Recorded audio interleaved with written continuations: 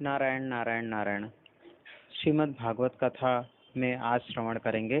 चमत्कार को नमस्कार करना ठीक नहीं, भगवान को अर्पण करके ही भोजन करना चाहिए तथा शास्त्रों में विश्वास रखो। सच्चिदानंद रूपाय विश्वोत्पत्त्यादि हेतवे तापत्रय विनाशाय श्री कृष्णाय वयम नमः। बोलिए बालकृष्ण लाल की जय। चमत्कार को नमस्कार करना ठीक नहीं। परमात्मा को प्रसन्न करने के लिए बहुत पढ़ने की भी जरूरत नहीं है। जो बहुत पढ़ता है, क्या उसके ऊपर भगवान प्रसन्न हो जाते हैं? जो बहुत पढ़ा लिखा है, उससे भगवान दूर रहते हैं। बहुत पढ़े लिखे लोग बोलने में, लिखने में बड़े होशियार होते हैं, कपट करते हैं। उनको एक शब्द के अनेक अर्थ करने आते हैं। उस समय मैंने ऐसा कहा था, मेरे कहने का भाव तो दूसरा था, झट से बदल जाते हैं। जो पढ़ा लिखा नहीं है, वह जल्दी से कपट भी नहीं कर सकता। उसको कपट करने के लिए अकल ही नहीं होती। जो बहुत पढ़ा लिखा होता है, उसमें अनेक दुर्गुण आते हैं। जो बहुत पढ़ा है, वह चमत्कार देखने पर ही नमस्कार करता है।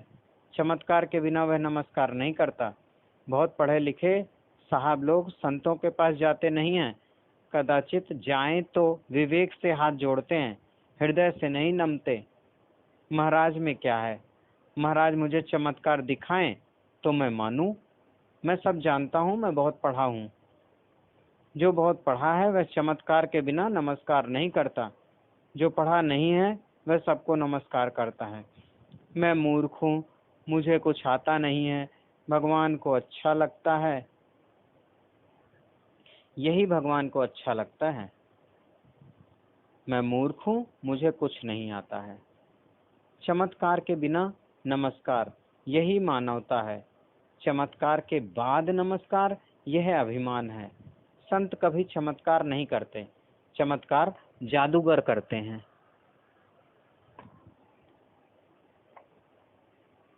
जादूगर को पैसा कमाने की इच्छा है। जादूगर को ऐसी इच्छा है, मेरी प्रसिद्धि हो। संत को प्रसिद्धि की इच्छा नहीं है, पैसे का मोह नहीं है। संत उसको कहते हैं जिसको भगवान का आनंद मिला है। परमात्मा का जिसको आनंद मिला है, उसको संसार का सभी सुख तुच्छ लगता है। उसको ऐसी इच्छा नहीं होती कि मेरी कीर्ति बढ़े, मुझे धन मिले। संत कभी चमत्कार नहीं करते। बुद्धिपूर्वक चमत्कार करने से बहुत दिनों के पुण्य का नाश हो जाता है। संतों के चरित्र में जो चमत्कार दिखते हैं, वह भगवान करते हैं। संतों को इच्छा नहीं होती कि मेरी प्रसिद्धि हो। जो बहुत पढ़ा लिखा है, वह चमत्कार देखे बिना नमस्कार नहीं करता। उसमें अंधश्रद्धा नहीं होती है। जो पढ़ा लिखा नहीं है, उसको अंधश्रद्धा हो जाती है। उसको जैसा समझाओ वैसा वह करता है। एक साहब मिले, कहते थे, महाराज कथा में आप कहते हो कि भगवान को अर्पण किए बिना पानी भी नहीं पीना चाहिए, भगवान को अर्पण किए बिना खाना नहीं खाना चाहिए। भगवान खाते हैं? भगवान क्या पीते हैं? आपको सिद्ध करना पड़ेगा कि भगवान खाते हैं। भोग लगाने के बाद जरा भी कम नहीं होता। ये सब नाटक है। मैं नहीं मानता कि भगवान खाते हैं, पानी पीते हैं। ये सब करने की कोई जरूरत नहीं है। आप सिद्ध करो कि भगवान खाते हैं, पानी पीते हैं।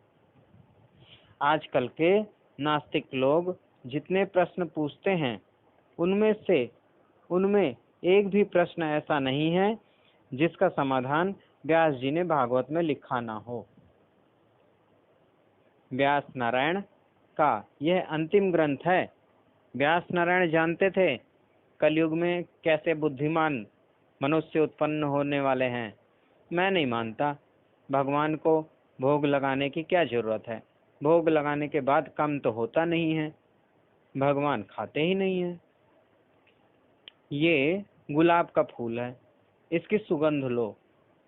वास लेने के बाद इसका वजन करो। सुगंध लेने से पहले वजन करो, सुगंध लेने के बाद वजन करो। वजन कम होगा?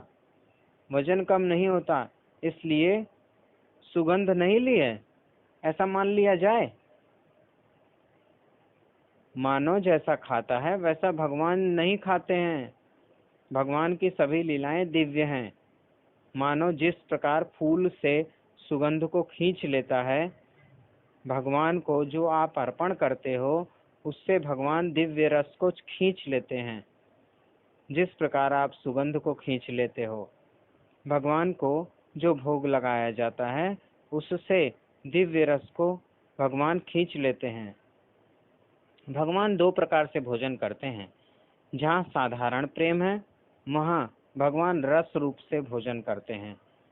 जहाँ अतिशय प्रेम है भगवान प्रत्यक्ष भोजन करते हैं। सबरी माँ राम जी के हाथ में फल देती है। राम जी देखते नहीं कि माँ क्या दे रही है। श्री राम तो सबरी माँ का प्रेम देख करके प्रसन्न होते हैं। भगवान खाते हैं, वहाँ रस रूप से नहीं प्रत्यक्ष खाते हैं।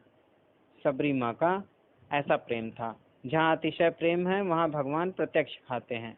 जहाँ साधारण प्रेम है, हम जैसे लोगों का प्रेम है, वहाँ भगवान रस रूप से खाते हैं। भगवान रसमय है।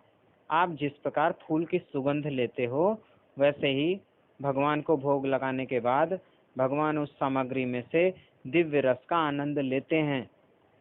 भगवान रस भोगी हैं। जहाँ कम प्रेम है वहाँ भगवान रस रूप से भोजन करते हैं। जहाँ अतिशय प्रेम है वहाँ भगवान प्रत्यक्ष भोजन करते हैं। सुदाम देव 2 मुट्ठी चिवड़ा लेकर गए थे। वहाँ रस रूप से नहीं प्रत्यक्ष भोजन किया है। भगवान को बहुत स्वाद आया है। प्रेम रस अति मधुर रस होता है। मिठास किसी वस्तु में नहीं होती, मिठास प्रेम में होती है। सुदाम देव जो चूड़ा ले गए थे भगवान उसे प्रत्यक्ष खाते हैं। सबरी माँ के फल भगवान प्रत्यक्ष खाते हैं। जहाँ अतिशय प्रेम है वहाँ भगवान प्रत्यक्ष भोजन करते हैं। शास्त्रों में विश्वास रखना चाहिए। किसी को धोखा देने के लिए शास्त्रों में नहीं लिखा है। हमारे ऋषि जंगल में पेड़ के नीचे रहते थे। बंगले में रहने वाला कदाचित झूठ बोलता होगा, दाल भात खाने वाला झूठ बोलता होगा। हमारे ऋषि पेड़ के नीचे रहते थे। हमारे ऋषि पान पत्ते फल खाते थे, लंगोटी पहनते थे। समाज को सन्मार्ग बताते हुए उन्होंने ग्रंथों की रचना की है। ऋषियों को कोई स्वार्थ नहीं था। 1 लाख श्लोकों का महाभारत बनाया है। व्यास महर्षि को 1 लाख श्लोक लिखने में कितना परिश्रम हुआ होगा। यह हमारे ऊपर ऋषियों का ऋण है। किसी को धोखा देने के लिए ऋषियों ने नहीं लिखा है। शास्त्रों में जो कुछ लिखा है सभी सत्य है। ऋषियों में विश्वास रखो, शास्त्रों में श्रद्धा रखो। नारायण। ऋषियों में विश्वास रखो, शास्त्रों में श्रद्धा रखो। हमारे ऋषि बड़े बुद्धिमान थे। बहुत विचार करके ही लिखा है। चर्चा करने की बहुत जरूरत नहीं है। शास्त्रों में विश्वास रखकर सत्कर्म करने की जरूरत है। कहीं कहीं गांव में ऐसे लोग मिलते हैं जो कहते हैं, महाराज आपके साथ थोड़ी चर्चा करनी है। चर्चा मत करो, शास्त्रों में विश्वास रखो। ऋषियों ने बहुत विचार करके लिखा है। हमारे ऋषि बड़े बुद्धिमान थे, ज्ञानी थे।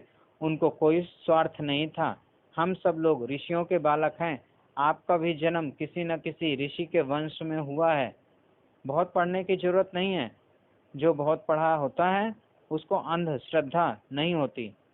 वह बातें करेगा, प्रेम से पूजा नहीं करता। पढ़े लिखे लोग चर्चा करते हैं। शांति से बैठ करके पूजा करने में उन्हें आलस आता है। परमात्मा को प्रसन्न करने के लिए बहुत पढ़ने की जरूरत नहीं है, बहुत पैसा कमाने की जरूरत नहीं है। नारायण नारायण नारायण। कल की कथा में श्रवण करेंगे परमात्मा की प्रसन्नता के 2 साधन हैं, सेवा और स्मरण। श्री भागवत भगवान की है आरती, पापियों को पाप से है तारती। ये अमर ग्रंथ, ये मुक्ति पंथ, ये पंचम वेद निराला, नव ज्योति जगाने वाला। हरि नाम यही, हरि धाम यही, जग मंगल की है आरती। पापियों को पाप से है तारती। ये शांति गीत पावन पुनीत, पापों को मिटाने वाला, हरि दर्श कराने वाला है। सुख करनी है दुख हरणी, मधुसूदन की है आरती। पापियों को पाप से है तारती। ये मधुर बोल जगफंद खोल, सन्मार्ग बताने वाला, बिगड़ी को बनाने वाला। श्री राम यही घनश्याम यही, प्रभु के महिमा की आरती। पापियों को पाप से है तारती, श्री भागवत भगवान की है आरती। पापियों को पाप से है तारती। कर्पूर गौरम करुणावतारम, संसार सारम भुजगेन्द्रहारम, सदा वसंतम हृदयारविंदे, भवम भवानी सहितम नमामि। नीलाम्बुश्यामलकोमलांगं, सीतासमारोपितवां भागं, पाणौ महाश्चायकचारुचापं, नमामि रामं रघुवंशनाथं।